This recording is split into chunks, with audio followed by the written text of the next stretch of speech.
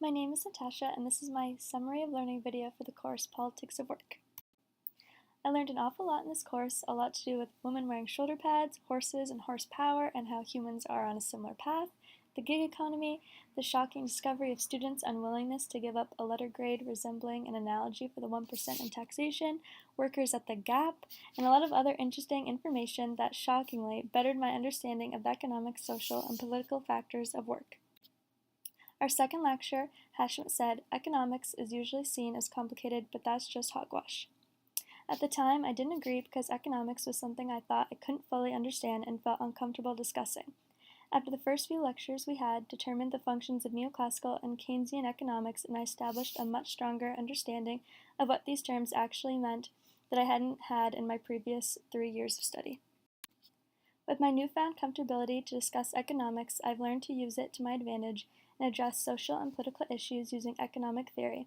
I've been able to recognize what economic policies align with my political values and the theories that use the most logic to me, such as Marxist economic theory, through teachings of Richard Wolff and David Harvey. Economic theory as a site to combat inequality or perpetuate it has been my biggest takeaway from the course. Among those theories, feminist economics has been one of the most valuable to me, exploring concepts of gender-responsive budgeting and gender mainstreaming.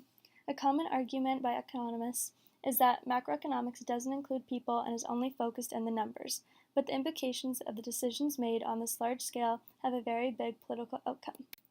Decision-making affects men and women differently, and gender-responsive budgeting addresses these overlooked inequalities using data. Analysis shows where money has been going and how changes in equitable distribution of resources create economic benefit while making social change. In class discussion, we were told those of us interested in social reality need to anchor ourselves in cost, that we can't create change without it. An empty claim for social justice is not logical, and we need to appeal to the people in power and those whose perspectives do not include a feminist agenda. Gender mainstreaming illustrates how changes made do not only benefit individuals, but municipalities and others that deliver publicly funded services. Gender-responsive budgeting purpose is not social change, but economic. It introduces a gender perspective that illustrates how public money impacts men and women differently, while gender mainstreaming shows how to save money and reduce costs by reevaluating existing infrastructure and barriers.